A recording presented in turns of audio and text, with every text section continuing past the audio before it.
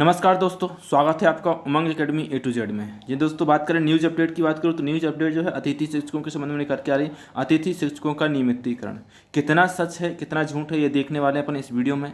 आपसे रिक्वेस्ट है वीडियो में अंत तक बनी रहिए। आप खुद तय कीजिए क्या यह सही है या गलत है, जो हो रहा है अभी वो सही हो रहा है या गलत हो रहा है, आप खुद तय करिए। कमेंट करके बताइए क्या यही होना चाहिए था, यही है अतिथि शिक्षकों की वैल्यू कि जो अतिथि शिक्षक 200 रुपये के वेतन में पढ़ाते रहे हैं, अभी तक पढ़ा रहे हैं। इतने कम समय, इतने कम वेतनमान पे तो लिवर भी काम करने नहीं आती है। 4 घंटे यदि लिवर को काम करने के लिए बताया तो वो 200 रुपये मांगती है, जो कि अतिथि शिक्षक वो 6 घंटे स्कूल में जाते हैं और डेली जाते हैं कि बहुत दूर दूर तक सेंटर मिलते हैं, उनको पढ़ाने के लिए स्कूल मिलता है। उसके बावजूद जो है उनका वेतन अभी तक नहीं मिला है। बहुत सारे अतिथि शिक्षकों में जान गंवाई है। ये सब देखने वाले हैं। क्या इसमें न्यूज़ निकल के आ रहा है, किसने कमेंट किया है, क्या दिया हुआ है।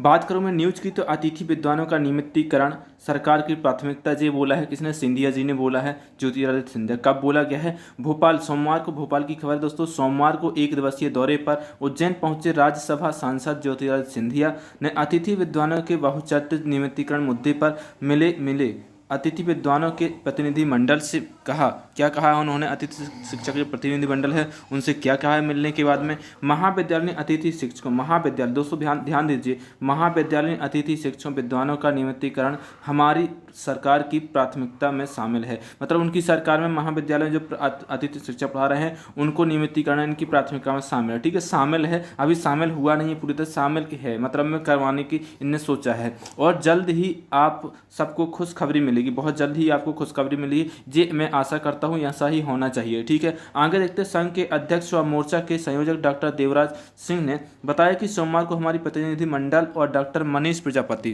Doctor Manish Prajapati, doctor Sunita Solanki, doctor Neeta Tomar और डॉक्टर संदीप के नेतृत्व में सिंधिया से मिला। इस दौरान सिंधिया ने कहा कि आपका नियमितीकरण हमारी सरकार की प्राथमिकता में है। देवराज सिंह ने सरकार को अनुरोध किया है कि अब देर उचित नहीं। क्या है? अब देर उचित नहीं, क्योंकि नियमितीकरण के इंतजार में कई अतिथि विद्वानों ने क्या किया है, गाल के गाल में समा गए हैं। बहुत सारे अतिथि विद्वानों ने अपनी जान दी है, क्योंकि उनको इतना शोषण हो रहा है। एक प्रकार से मैं शोषण ही कहूँगा। जो अतिथि शिक्षक इतने कम वेतन में इतने अच्छे तरीके से शिक्षा देते हैं, मैं खुद जानता हूँ क्योंकि मैंने भी इसका अनुभव किया है।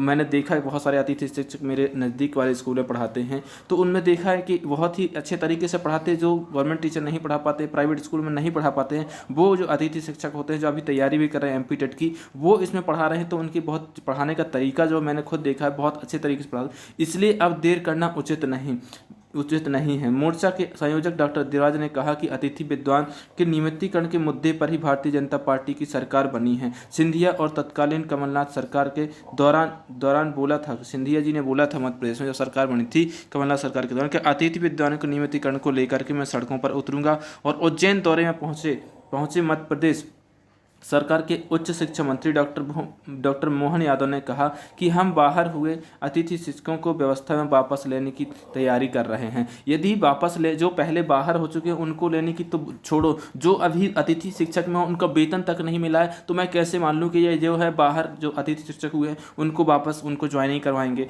जब उनका वेतन नहीं मिला है अतिथि शिक्षकों का, तो वो कैसे करवा सकते हैं कि उनको वापसी की? पहले जिन्होंने पढ़ाया है, जिनका पूरा वेतन नहीं मिला है, पहले उनका पूरा वेतन तो मिल जाए, इसके बाद में विश्वास करेंगे कि आप वापस लाने वाले हैं। तो वापस लाने के लिए कह रहे हैं, लेकिन ऐसा हुआ नहीं। जल्द ही आप सभी वापस व्यवस्था में आ जाएंगे, ऐसा किसका कहना है? जो डॉक्टर मोहन यादव हैं उनका कहना है। और क्या कह रहे हैं? मोर्चा के मीडिया प्रभारी डॉक्टर आशीष पांडे ने सरकार से फिर अनुरोध किया है कि वित्त विभाग के प्रस्थान के लिए रुकी हुई 450 पोस्ट को तत्काल इसी प्रक्रिया में शामिल किया जाए, जिससे हमारी अतिथि विद्वान व्यवस्था में आ सके। अतिथि विद्वान पिछले 8 महीने से दर की ठोकरें खाते हुए लगातार आत्महत्या कर रहे हैं। अब आप सब खुद तय कीजिए कि यह जो खबर है, क्या यही होना चाहिए था? जो अतिथि शिक्षक इतने अच्छे तरीके से पढ़ाने वाले शिक्षक हैं, देश के भविष्य निर्माता जिसको कहा जाता है, क्या यही उनके साथ होना चाहिए या क्या होना चाहिए? क्या उनको उनका जो वेतनमान है वो सही समय पर मिलना चाहिए? 100% उनका जितना कार्यकाल हुआ है कम से कम उतने का तो वेतन मिलना चाहिए। बहुत सारे अतिथि शिक्षक हैं जिन्होंने सालों साल पढ़ाया, लेकिन साल 2 साल तक उनका सालों का वेतन नहीं मिला है। किसी को 1-2 महीने का वेतन मिला, किसी को साल भर का वेतन नहीं मिला, किसी को 2-3 महीने का वेतन नहीं मिला है। उस समय पर वेतन नहीं मिला, उसके बाद भी क्योंकि इतने कम रेट पर कौन पढ़ाता है, इतने कम रेट पर तो कोई लेबर को यदि आप बोलोगे तो 200 से 400 रुपये मजदूरी मांगने जाते हैं। यदि सिटी की बात करो तो सिटी में 400 रुपये से कम में कोई लेबर नहीं आती है काम करने के लिए। ग्रामीण इलाके में चलो 200 में कोई मजदूर मिल भी जाएगा तो मजदूर क्या करना है, मजदूर जो अतिथि शिक्षक हैं उन्होंने देखा होगा, आप लोगों ने बहुत सारे अतिथि शिक्षक हैं जिन्होंने डीएड या बीएड किया, तो उन्होंने किसी ने 70,000, किसी ने 80,000, किसी ने 1.5 लाख रुपया, 2 लाख रुपया खर्च किया है डीएड करने के लिए, रेगुलर करने के लिए। प्रैक्टिकल होता है, पढ़ाया है, स्कूलों में पढ़ाया, प्रैक्टिकल के दौरान पढ़ाया, असाइनमेंट बनाया, इतना सारा समय कम से कम 2 से 3 साल का समय जो है उसमें पूरा गंवाया है। उससे अच्छा तो होता है वो कुछ अपना धंधा करते, कुछ बिजनेस करते या फिर कुछ और पढ़ाई कर लेते, किसी और क्षेत्र में अपना भविष्य आजमाते। तो इतना समय देने के बाद भी क्या यही होना चाहिए? आप कमेंट करके बताइए कि आखिर होना क्या चाहिए, क्या करना चाहिए आपको, सरकार को क्या करना चाहिए, आप कमेंट कीजिए।